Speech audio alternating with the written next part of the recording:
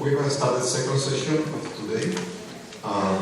The first talk is going to be a joint work by Bumford, Champollion, and Linmin, Zhang, all of them from New York University, and they're going to talk about how the rabbit in the back is back. Definites with weakened uniqueness presuppositions, yes. Thank you. I'm Champollion. This is joint work with two PhD students in the first year, fifth years at NYU. Bumford and Linmin. The slides I'm using today are also available on my website, as well as on tinyurl.com/rabbits-dal.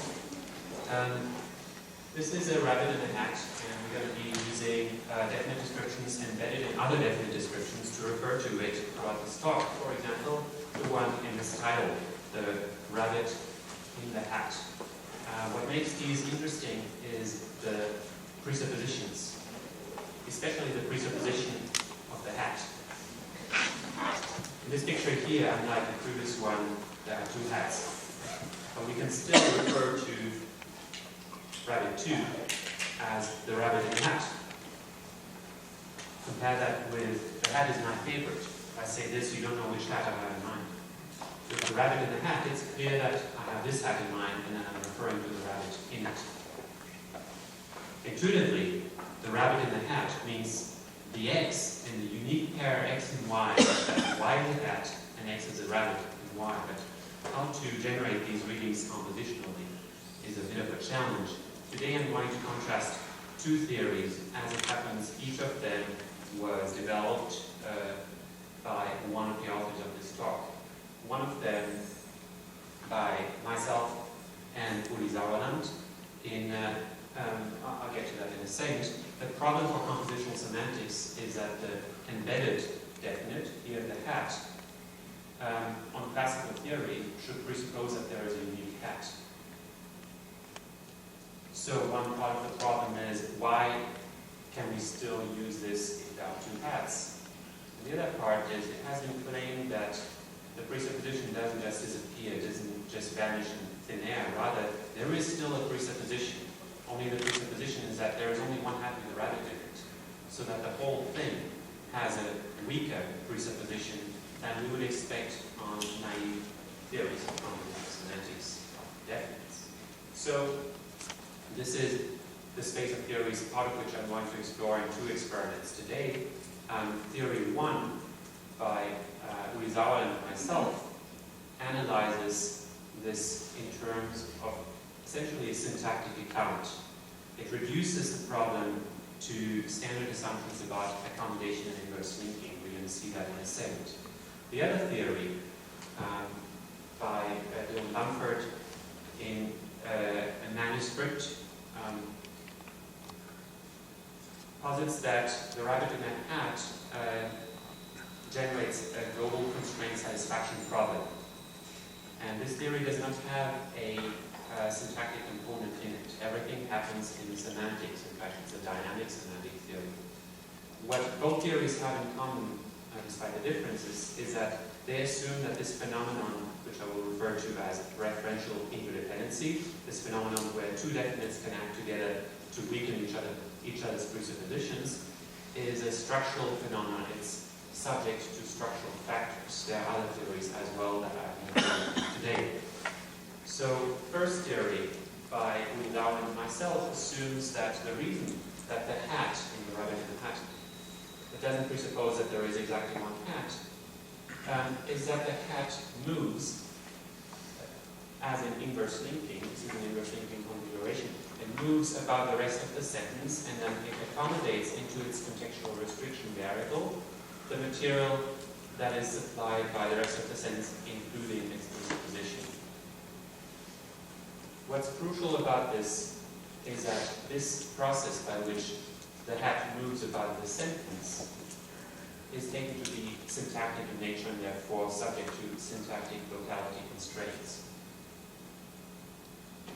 Bumford, in turn, assumes a semantic account without any syntactic constraint in place, and without going into details, the core of his account is the idea that the word "the" makes two contributions, one local, which is identical to that of the indefinite determinant sum, and one possibly non-local, which checks for uniqueness. In those cases where there is material intervening in between these two components, for example, the indefinite component of another definite description, in other words, in those cases where the two components are interleaved in the way you see here, the result is what we may call a dynamic constraint satisfaction problem, which is satisfied if there is exactly one pair of a rabbit and a hat where the rabbit is in the hat. The questions we are interested in are the two for the purpose of today's talk. One is referential interdependency sensitive to islands as we would expect on the first but not on the second account? And the second one, which is a variation of the first, is referential interdependency subject to the same constraints as quantifiers that take inverse scope? Here, again, on the first account, we would expect the answer to be yes, because the mechanism is assumed to be the same. On the second account, the answer is no, not necessarily. The two have nothing in common. To distinguish between these, we designed two experiments. We ran both of them on mechanical Turk using the excellent package Turk rules by which Linmin and others protect. We had 360 and 800 participants respectively. Only the steepest, each participant saw only one picture and one sentence, as well as two filler sentences, making sure that they paid attention. We asked two questions. We asked for a naturalness rating on a scale from 1 to 7, and also we asked for a truth value judgment in terms of true, false, and indeterminate. You can read the complete instructions on your own in the slides. We included a training phase in which we explained to people what to do. We gave them one of these two scenarios. The target scenario has more than one hat, but only one of them has a rabbit in it. The control scenario also has more than one hat. This time, two of them have rabbits in them. Both theories agree that the presupposition should fail in the control scenario, even the weaker one. As stimuli, we gave them the rabbit in the hat is white, what you already see. The rabbit that's in a hat is white. This is a relative clause, generally assumed to be a syntactic island. And then a sentence in which the two definites are co-arguments of the same verb rather than being embedded. The rabbit is in the hat. We also gave them some baseline sentences to make sure that participants understood the task correctly, which they did, as far as we can tell. These are the predictions of the two accounts. In the first case, to make the same predictions, referential interdependency should be possible. In the same case, crucially, since there is an island that intervenes between the two definites, and the accounts come apart. On Champollion and Sauerland, referential interdependency should be degraded as a result of the island intervening, but not so on the Bumford account. And finally, both accounts agree again in a case where the two definites are not embedded. Here, referential interdependency should be impossible. Also, on the baseline, both accounts agree these are ordinary definites. These should both lead to presupposition failures. All of this is with respect to the target scenario, in which, remember, there is one hat, but there is only one hat that has a rabbit in it. In the control scenario, where we place a rabbit into a second hat, the accounts make the same predictions across the board, because here both accounts agree that there should always be a presupposition failure no matter what the conditions are, simply because it's not the case that there is exactly one hat that has a rabbit in it. So remember that we asked people both for naturalness ratings on the 1 through 7 scale, which is indicated here, and also for truth value judgments, which is indicated here. For participants who rated the sentences less than 4 on the naturalness scale, we excluded their truth value judgments. This affected, as you can see, only a very small number of participants. This is why the numbers here don't add up to what you would expect they should. They don't add to the end. So let's look at the table first. As you can see here, both in the case where there is no island, no relative clause, and in the case where there is one, we got an overwhelming agreement that the sentences are true. And in the case where the definites are not nested, but they are 4 arguments, we still get a high number of true ratings, but this time many indeterminate ratings. Now let's look at the graphs. So here we are asking for judgments on 1 through 7 scale, which is not necessarily, which is not an interval scale. So it's not necessarily the kind of scale on which it's appropriate to run means, to compute means. This is why the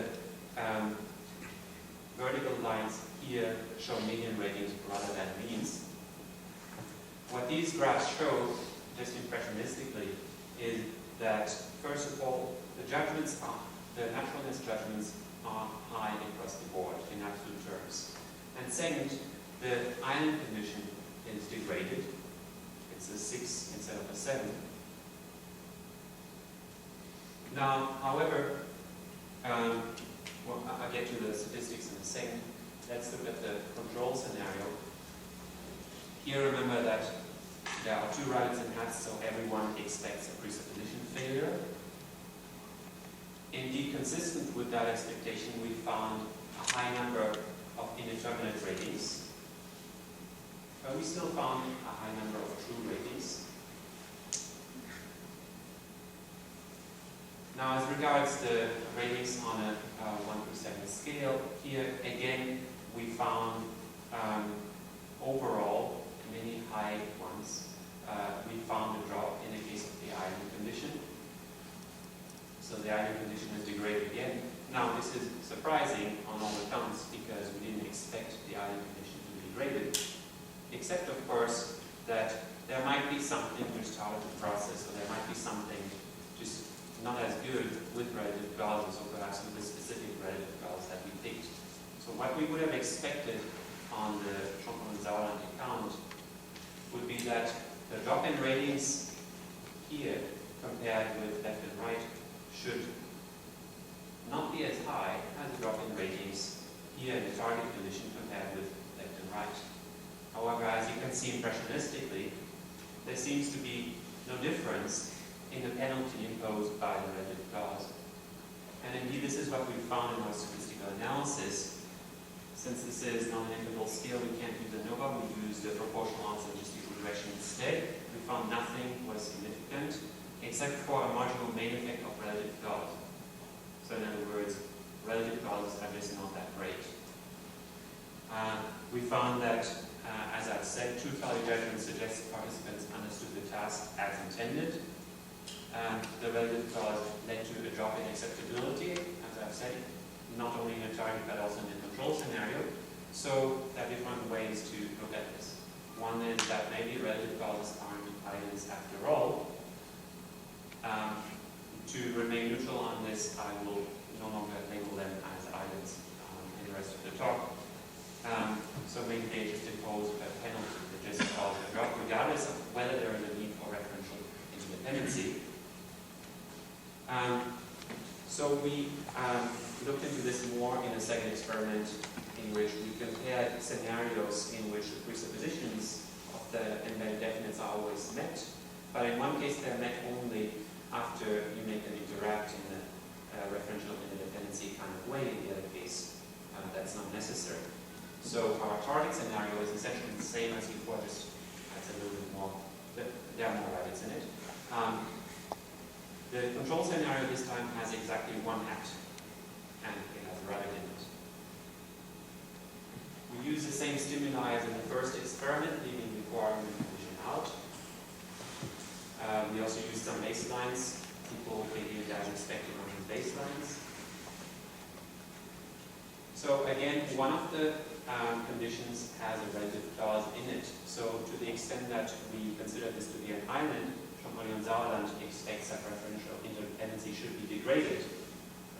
In this target scenario, referential interdependency is necessary since there's more than 1 hat.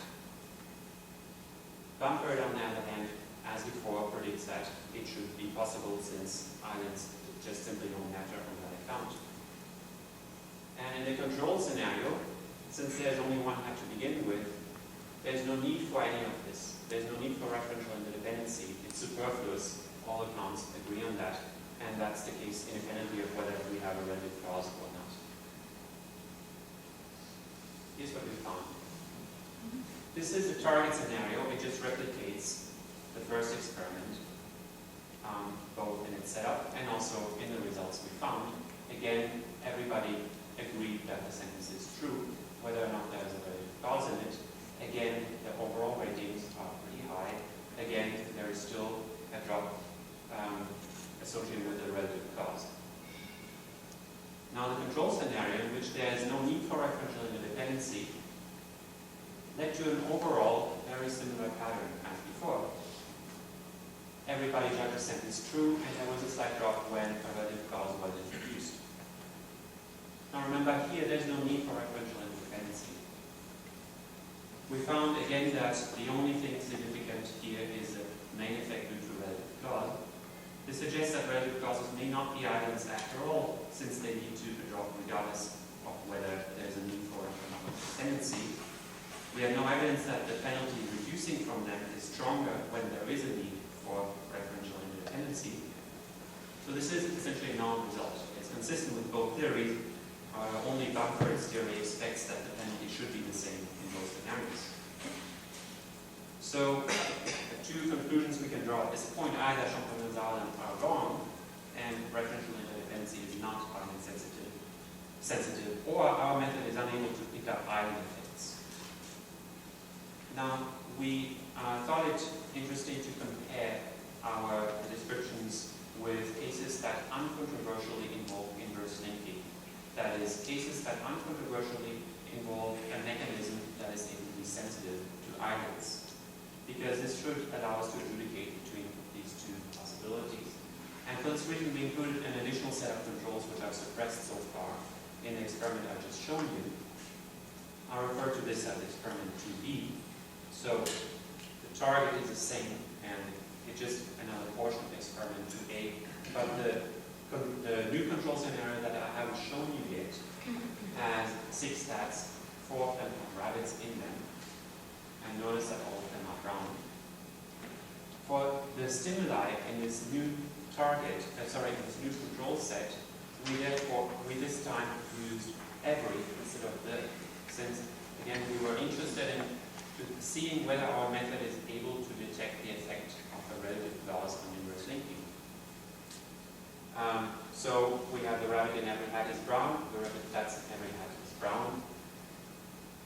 Here the general expectation that we have is that to the extent that relative clauses are islands, since inverse linking is agreed to be island sensitive, inverse linking should be degraded in the relative clause sentence the rabbit that's in every hat is brown.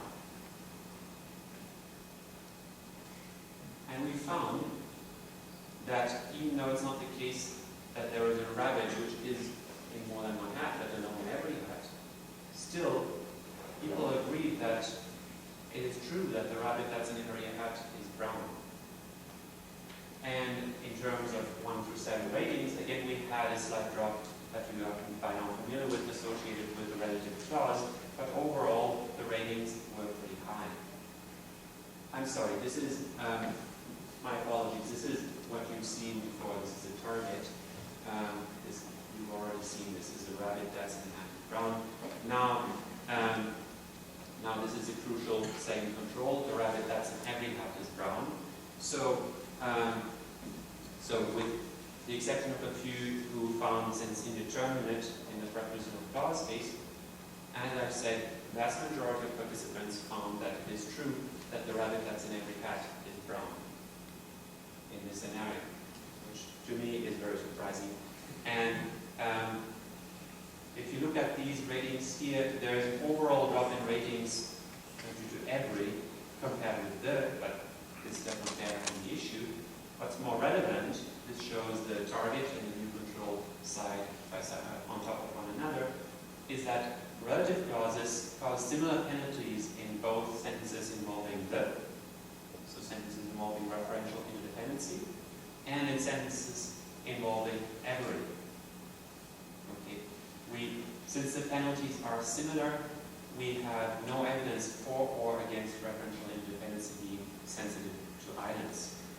So again, the statistics show a significant main effect of determinant but nothing else. So we still have a null result. We have failed to detect any significant difference in island sensitivity between embedded definites and sentences that uncontroversially involve inverse linking. Again, this is consistent with both theories since it is a null result, but this time only Champollion don't expect that there should be no difference since we're directly comparing inverse linking to referential interdependency. Okay. So this is at this point a null result. It's ongoing work and we're grateful for the suggestions. Our method has not turned up any positive evidence that relative clauses are islands to begin with, either because they are in fact null islands, contrary to received opinion in the literature, or because we haven't detected them using our methods. With respect to whether referential interdependency is subject to the same constraints as quantified at the inverse scope, we don't have enough evidence to conclude that there is a difference. We found no such difference. Now, of course, our sample size at this point is not very large. It's around 40 data points for each sentence. Our naturalness ratings were high even in cases where every theory expects a presupposition failure, which in retrospect may be due to the way in which we instructed participants to use the 1 to 7 scale. This is something that we may revisit if we run this experiment again. We've also thought about whether there may be a problem with the conceit of our experiment, which involved telling people that the purpose of the questionnaire is to assess the performance of the computer algorithm that generates different descriptions of the scene. It may be that people are more lenient with respect to interpretation of computer-generated sentences with presupposition failures in them than if they assumed that these sentences were human-generated. This one can tell. It may be finally that free-value judgments are not the best way to detect presupposition failures. The last thing I want to put on the table is something that we found more or less by accident. We asked people for free-value, truth-value judgments for the sentence "the rabbit in the hat is brown." In a vast variety of scenarios, only some of which I've already shown you. Here, it's uncontroversially satisfied and everybody agrees it's true. Here, we have some empty hats, but only one of them has a brown rabbit, a rabbit in it, and it's brown. Same thing. Here, all hats have brown rabbits in them, still most people find this is true. Here, some hats have brown rabbits in them, some are empty. Most people find that this is true. Here all hats have rabbits in them, some are brown, some are white, and here the indeterminate numbers go up. Here some hats have brown rabbits in them, some have white rabbits in them, some are empty. The indeterminate ratings go up. So I'm putting this piece of data on the table as a kind of accidental result that we found. It's not something that we expected, it's not something that, as far as I can tell, anyone expects. So I'm very grateful for your suggestions on how to interpret this. Thank you very much, and let me thank my collaborators, Bumford and Linnea.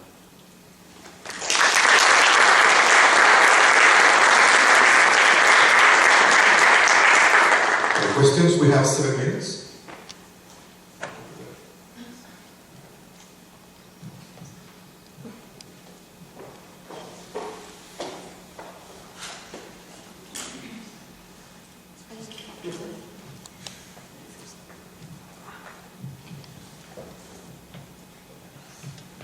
Yeah, so I was wondering whether the degradedness of the relative clause was due to the fact that it's very short.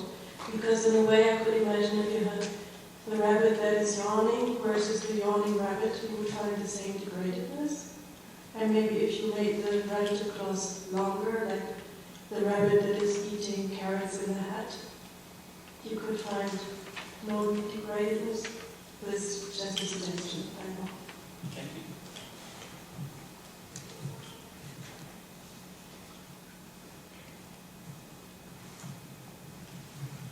Thank you. So I have 2 cats. One of them hates hats, and one loves hiding in hats, but can obviously only hide one at a time. I have lots of cats in a room where the cats live. And I give you instructions. Please could you feed the cat that might be in the hat? Now, So what I'm wondering is whether the type of uniqueness that we see is over just cats or rabbits or whatever. Or whether, I'm trying to elicit whether there really is uniqueness over cats. So am I right in saying that the prediction for both types of theory would be that this is bad because there isn't a unique cat or a unique cat-cat pair such that the cat might be in the hat? It's rather the case that you can, with this description, you could identify the cat quite safely in principle and feed the right cat, but you've no way of identifying the right cat. So I don't know what the data would be on this. My intuition probably doesn't count for anything. I think it's not so bad. I certainly would know which cat to feed.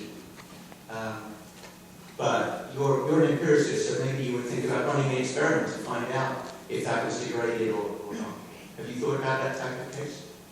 So the received wisdom since Haddock 1987, which is the first place these sentences were discussed, is that there still is an overall presupposition, namely that there is exactly one rabbit-cat combination, such that the rabbit in a combination is an hat in a combination. So the prediction would be that you should not be able to refer to your favorite cat in this way.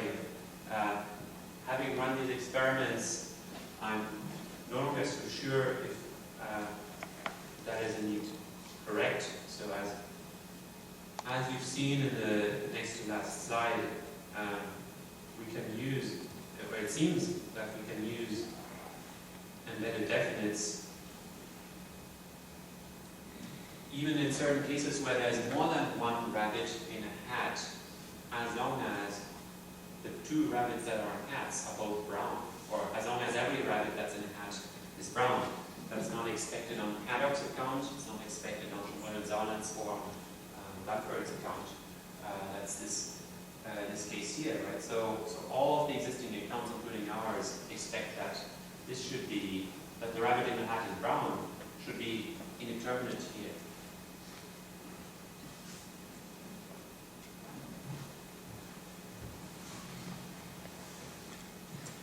Yeah, thanks, very interesting.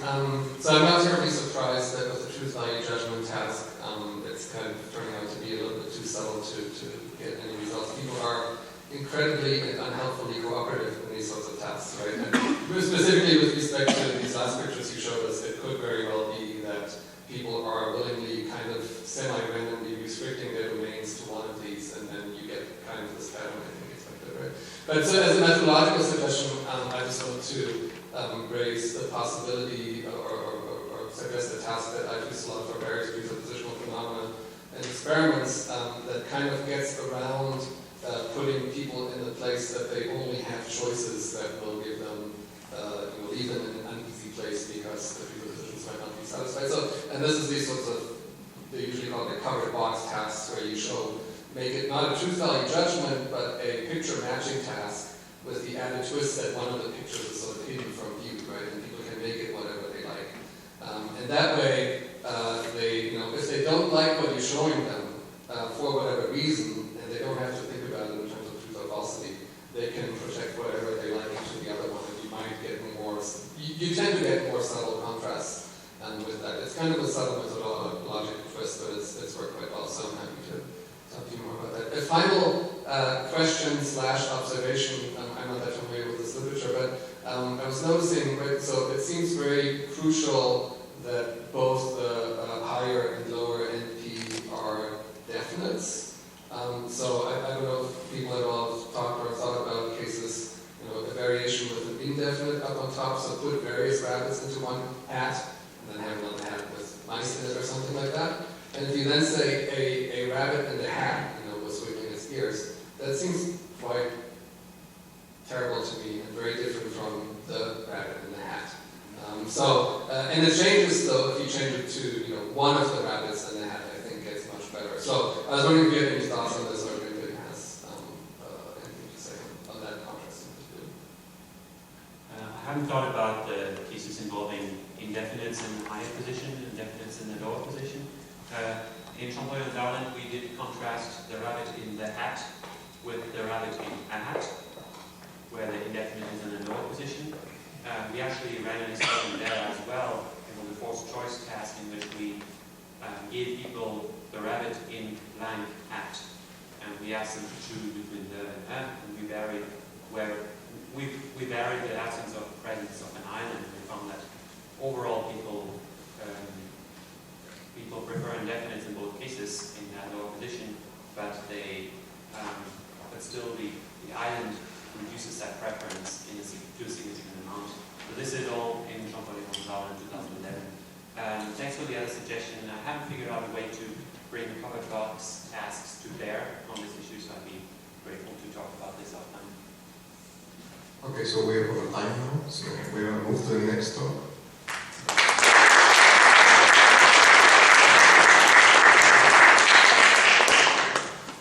Okay. So the next talk is going to be by Elizabeth Coppock, who is going to actually present, and in joint collaboration with Linnea Strand, both from the University of Gothenburg, and the title is going to be Most versus the Most in languages where the more means most.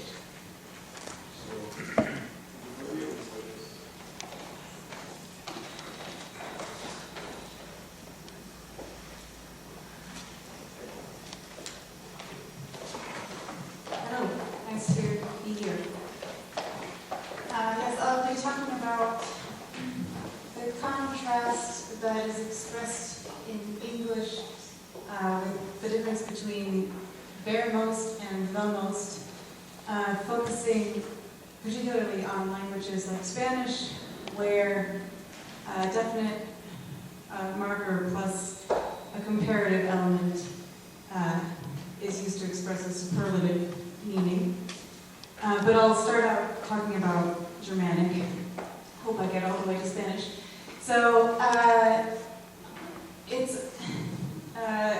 it all centers around the contrast between absolute and relative readings. So an example of an absolute reading is in 1, the tallest mountain was covered with snow. There you're talking about the mountain that is taller than all other mountains in context. And relative readings are exemplified by 2 and 3. So John climbed the tallest mountain on Tuesday means John climbed a taller mountain than anybody else climbed on Tuesday, whereas John climbed the tallest mountain on Tuesday means it was on Tuesday that John climbed the highest mountain, so relative to other days. In 3, so relative readings, in contrast to absolute readings, are focus sensitive, and it has been a bit of a matter of controversy whether relative readings are really separate readings, whether there's really an ambiguity there, and an initial piece of evidence that there really is an ambiguity comes from Swedish, where you actually mark these readings differently. So in Swedish, den största pallen with definiteness marking can only be used with an absolute interpretation, the biggest pine referring to a particular pine, whereas when you have no definiteness marking whatsoever, as in 5, Gloria sålde godast glass, that means the ice cream that Gloria sold was more delicious than the ice cream that anybody else sold, not that there is some particular ice cream that was more delicious than all other ice cream and Gloria sold that. So in Swedish, you have a morphological contrast between absolute and relative readings. So that's an indication that there really is an ambiguity there. The standard analysis of this ambiguity is the movement analysis, originally due to Savolci and made popular recently by Heim. So for the absolute reading, the superlative marker est is inside the DP, the tallest mountain, and you do some magic, you put things together, it's all in tiny blue script that you're not supposed to be able to read. You get, at the end, Glory climbs the mountain in some contextually relevant set of mountains, C, which is taller than all of the mountains in C. And then for the relative reading, you move est up next to Gloria, and then you say that the property of climbing a D tall mountain holds of Gloria to a higher degree than it holds of anyone competing with Gloria. So Gloria, the degree to which Gloria climbed a tall mountain exceeds the degree to which anybody else climbed a tall mountain. And that gives you the right truth conditions, but there's a little icky little morphological issue, which is that the definite article here cannot be interpreted as a definite article. So on these views, you have to kind of just cross out the definite article at LF and pretend it was never there. And the conditions under which you can just not interpret the definite article are not spelled out. And as someone who is interested in definiteness, I think it's interesting to think about how we could analyze these cases in a way that gives the definite article an interpretation. Now, there is good evidence that these definite descriptions do not have the interpretation that we normally associate with definite descriptions. So in the terminology that David Bieber and I are trying to popularize, they are not determinate. So they don't refer to an individual, they're not type E, there is no existence presupposition, but they are still, well, they're definite in the sense that they're morphologically marked as definite, and what we say that definiteness marking indicates is uniqueness without existence. So in a Salt paper, David and I argued that these relative readings, yes, they're not determinate, but they could well be analyzed as definite, and semantically so. They carry the uniqueness presupposition of definiteness. However, if you use this movement analysis, no matter what you do, and we try all these little variations, no matter what you do, you can't treat the definite article as unique, as having an interpretation. So we propose an in situ analysis of the superlative, which gives you, which predicts that these relative readings are going to be accompanied by definiteness marking, but avoids the problems of other in situ analyses, we argue. And to explain that, I'd like to introduce some terminology which does not depend on accepting our theory. You can still use these terms without buying what we have to say. It's supposed to be theory-neutral, descriptive terminology. So the idea is that in a relative reading, you have some set of things. Gloria is here, she's a climber, and then all the climbers are associated with mountains. So you have this association relation, X climbed Y, and then you have this domain of entities, these mountains, which are each associated with some degree of height. So the terminology that we want to use is a contrast set for Gloria and her competitors, as opposed to a comparison class, which is less specific. And then we call the mountains the measured entities, and the relationship between the elements of the contrast set and the measured entities is this association relation, and the measured entities are associated with degrees via a measure. So this picture can also be applied to account for absolute readings. If you treat the association relation as identity, so then given the proper semantics for the superlative, you get the right truth conditions for absolute readings by collapsing the contrast set with the measured entities using an identity association relation. So what we propose as an analysis of est in that Salt paper is one that takes as an argument an association relation.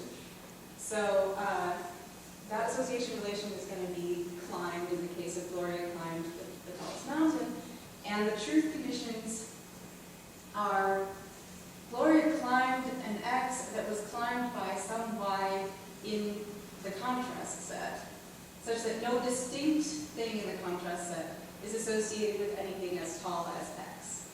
And so this part in red corresponds to the interpretation of the tallest mountain. It's some x that was climbed by some y and c, such that no distinct y and c is associated with anything as tall as x. So we get uniqueness, but in this case, this is part of a larger story where we say that the definite article can be associated with an existential type shift, like the one we heard about from Amy. Rows in rows. And that gives us an indeterminate reading, even though the description is unique. And an advantage of this treatment of S over other in situ treatments of X is that it gives you the right results in a case like this. So say this is Gloria in the overalls. In this scenario, it is false intuitively that Gloria climbed the highest mountain out of all of her siblings, because her sister Sarah climbed a mountain that was just as high. Under other in situ analyses of superlatives, this comes out as true in a scenario contrary to what it ought to do. So that's an advantage. Okay, so that was an attempt to account for the definiteness marking in relative readings for adjectival or quality superlatives in English. Now let's look at quantity superlatives, because they're a little different, and they're very interesting from a cross-linguistic perspective, so I hope I managed to get there. So in English, there is a contrast between the most and most, which can be brought out by a scenario like this. So suppose Gloria has visited North America, South America, and Europe, and everyone else has visited only North America and Europe. In this kind of scenario, you can say truthfully that Gloria has visited the most continents, because she's visited more than everybody else, but not that Gloria has visited most continents, because there are 7 continents. Antarctica is not pictured here. There are 7. And here you get a lot of cross-linguistic variation. So in Swedish, it's actually the opposite. In this scenario, Gloria har besökt flest kontinenter. Without definiteness marking is true, but the one with definiteness marking, Gloria har besökt de flesta kontinenterna, is false. And I did a little survey to find out what kind of cross-linguistic variation there is in this domain. So I have a list of 17 sentences and asked people to translate this story. It was really a lame story, more of a rambling monologue. And I included a bunch of proportional readings with both mass and count, and relative readings with both mass and count. So we got most of the kids who go to my school like music. There's some problems with these materials, like the relative clause. Mom made cookies yesterday and I ate most of them. I drank most of the milk to all the kids in my school. I'm the one who goes, so these two are proportional readings. Here we have pound, here we have mouse. And then you have all the kids in my school. I'm the one who plays the most instruments. So that was with a count noun, a relative reading. Hans is from the most coffee, mass noun, relative reading. The member of my family who plays the fewest instruments is my sister Karen. So we have both most and fewest. And we also have, I'm the one who drinks the least coffee, mass noun, with the superlative of inferiority. So for Germanic, we get a huge range of variation.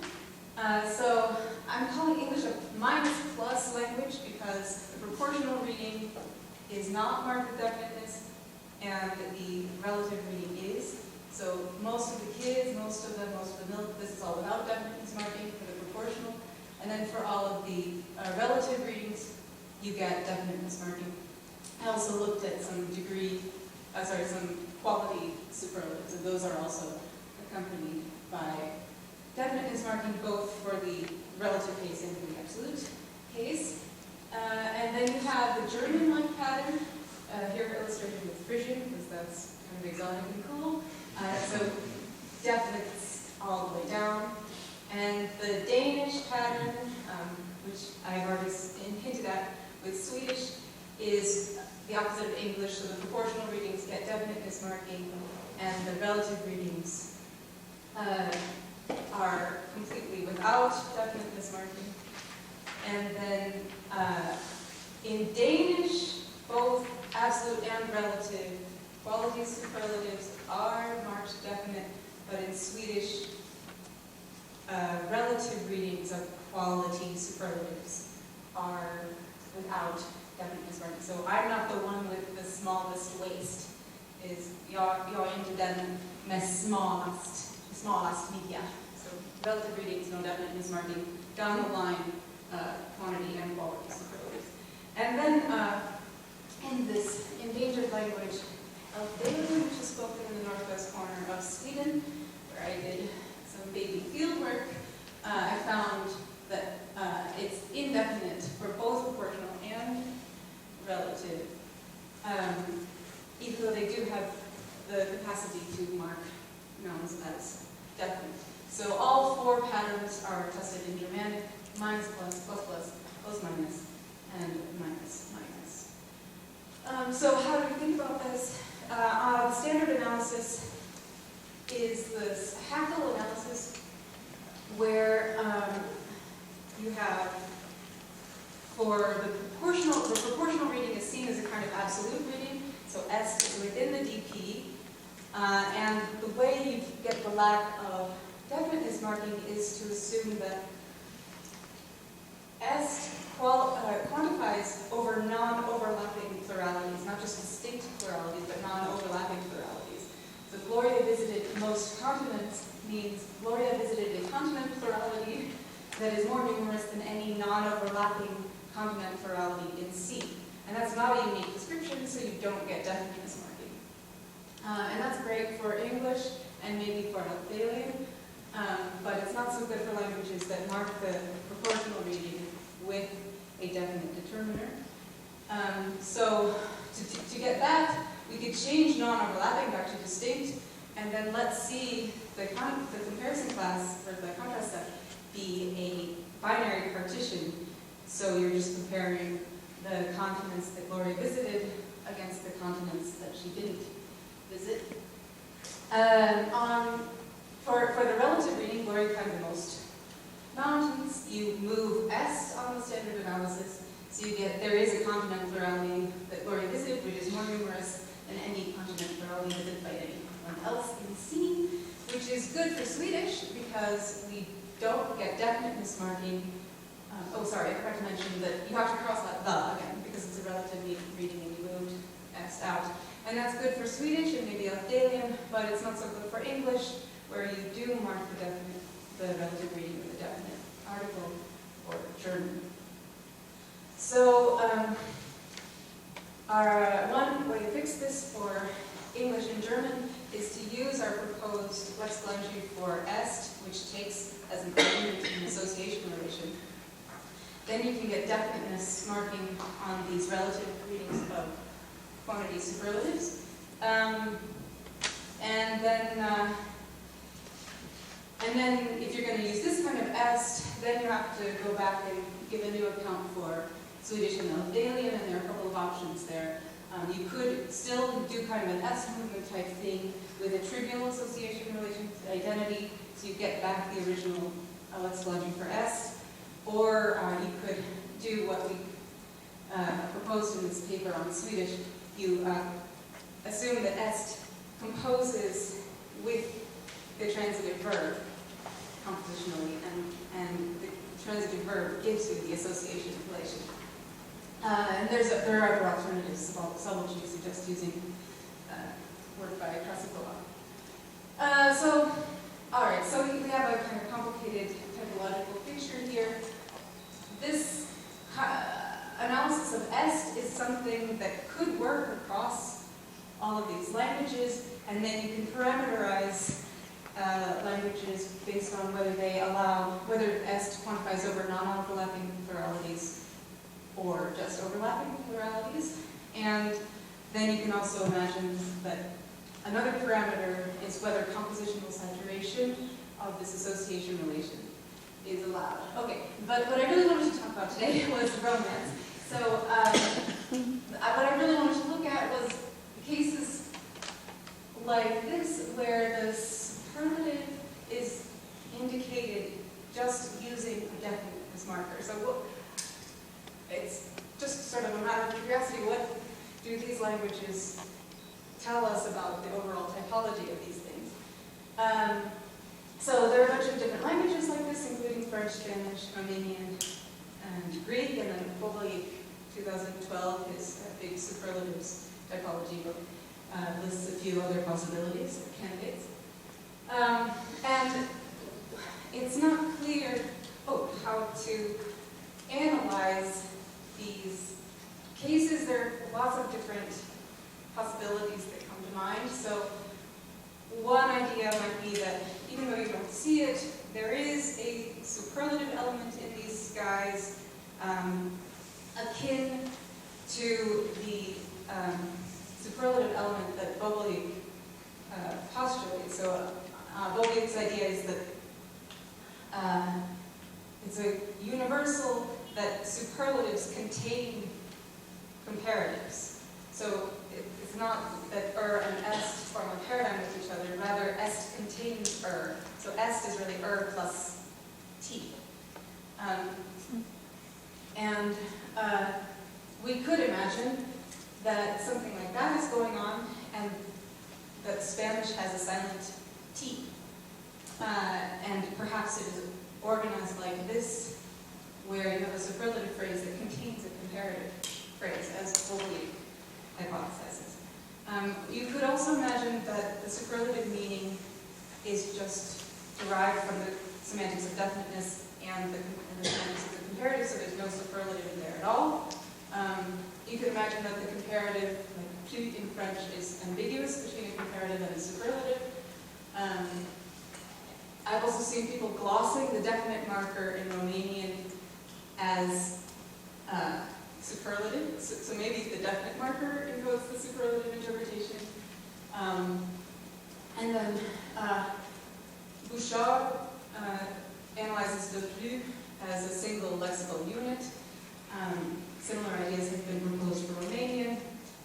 But a naive expectation is that if proportional and relative are both kinds of superlative interpretations, and the definite marker is how you indicate a superlative interpretation, then both proportional and relative interpretation should always be accompanied by definiteness marking in these kinds of languages. That's a naive expectation. And that expectation is met by both Greek and Romanian. So you get definite marking down the line for Greek and Romanian. And so like most of the kids is, here we have a little dated marker there, but ignore that. And it means most of the kids, but in French and Spanish, you get something else. So you don't get the regular superlative morphology for the proportional reading, you get the capitale or la mayoría. But at least in French, the relative reading is a regular superlative accompanied by a definiteness marker. But in Spanish and Italian, the definite marker goes away for the relative reading of quantitative superlatives. So Spanish departs from the naive expectation in two ways. Both the proportional reading doesn't have any superlative morphology, and there's no definiteness marking on the relative reading. The first property of the Spanish case is not so surprising, because you find other languages where the proportional reading is not expressed using regular superlative morphology. But the lack of definiteness marking for the relative reading is somewhat surprising. surprising, at least on some views of what is going on in these languages. But it's reminiscent of the Swedish case. So, yeah, reminiscent of the Swedish case. So, of those hypotheses that I listed earlier, I think there are two that are kind of reasonable to think about in terms of, that are tempting to follow up on in light of this data, and those are the Bobolikian style hypothesis and the idea that the comparative element is lexically ambiguous between comparative and superlative. Following up on the first one, which is maybe nice because you don't have to postulate an ambiguity, the strategy would be to postulate this Bobolikian T element, but say that it takes an association relation argument a la Coppock and Weaver, and then for Italian and Spanish, let this result combine via compositional saturation as we proposed another word. There are lambdas accompanying that, and I'll leave you with this picture of what we have to contend with if we're going to try to account for all of the variation. Thank you.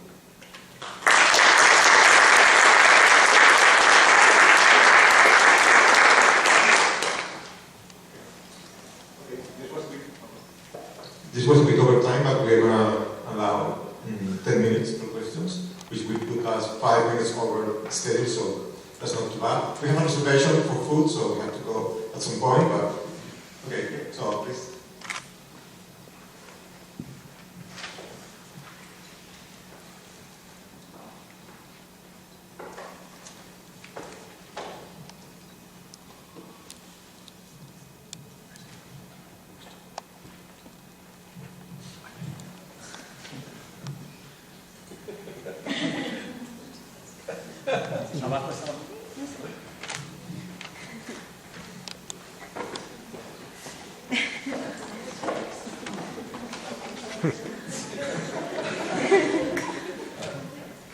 Thank you. Maybe just a question about the Spanish case, because at the bottom right hand of the table you had the example of la cadena más delgada or something like that. And here the definite marker moves. In Spanish, no, in the table where you had that one. So you have la cintura más delgada and las deditos más ricas. In those cases, the definite marker applies to the cookies and things like that. And that's the only case where it can be both plural and singular, right? In the other ones, it's always singular. Yeah. So in my story, I happened to make the one case that had an absolute reading plural. Okay, but it's possible. This is I asked several different speakers, but this is sort of a representative. And this is, I don't speak other languages. So in the other languages, the distinction between the one on top and the one underneath is that both are plural on top and singular underneath. So, yeah, I should have made that clear. So, the sentence for Las Caídas was, it's hard to resist when mom makes the most delicious cookies in the world. So that's an absolute reading. And then the sentence for Las Caídas de Granada is, sorry, was I'm not the one in the family with the smallest waist. So that's a relative reading. So there are two differences between those two. Excellent. And the same happens in the other languages? In the other three? Yeah, so in all of these languages, there is no difference in definiteness marking between absolute and relative. But there is one between plural and singular.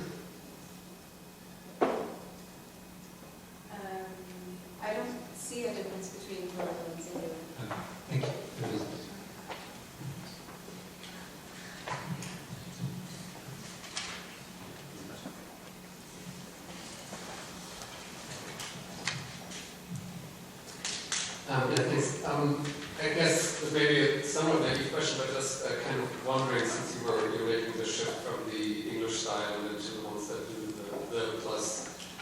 comparative, right? And of course, in English and all these other languages, we can also combine the comparative with a result that I guess is fairly similar to the superlative, but slightly different. In these other, in the Romance cases here and so on, is there any way of doing that, or how do these? If you fold that one into the mix, how does that come out? Do you see what I mean? So the taller mountain or the bigger brother or something like that. Is there any other means to deal with that case in a different way, or they just collapse and would that argue for the sign T versus no? What are your thoughts on that? Yeah, so we do have, I'll take the larger, yeah. I think that only has a relative interpretation in English. Of all of her friends, she was the one who took the larger, and it's also maybe related, restricted to cases where there's only two things being compared. Right. So I guess one question would be whether the Romance style version can also work in that case. I may not tell us that much, but yeah, I'm not sure if that can work. Yeah, so can you are you sort of pushing this idea that maybe you can get the superlative meaning out of just the definite plus the comparative if you tweak something? No, I was kind of wondering whether, in the English style case, we have this sort of separate form with the plus comparative because there's, the ER plus T version has a separate morpheme in the superlative spelled out, and that's not available in these other cases, and that might help us to sort of divvy up the cases, but it's tricky to tease them apart in terms of the predicted meanings because they're, right, it's not, there's no easy way, as far as I can tell, to diagnose whether you're actually, in a given case, say in Retro-Spanish, or looking at an equivalent of the comparative version or the superlative, if the conditions for the comparative were met for it, right? So, I'm not pushing for a particular point, I was just trying to see what that might add if you consider that the English type, the plus comparative, as a further factor in terms of the overall forms and meanings available and how that maps out. Okay. So maybe just more. For that.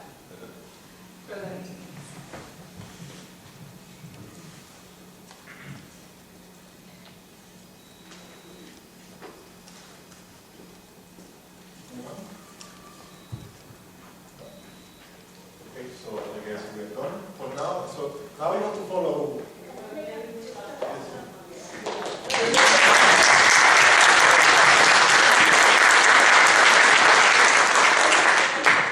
Just one thing for the people who pay or who will pay.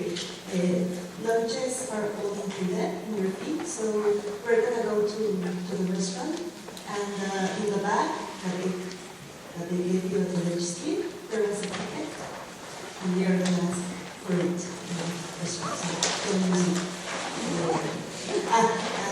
We'll meet here at 3:30.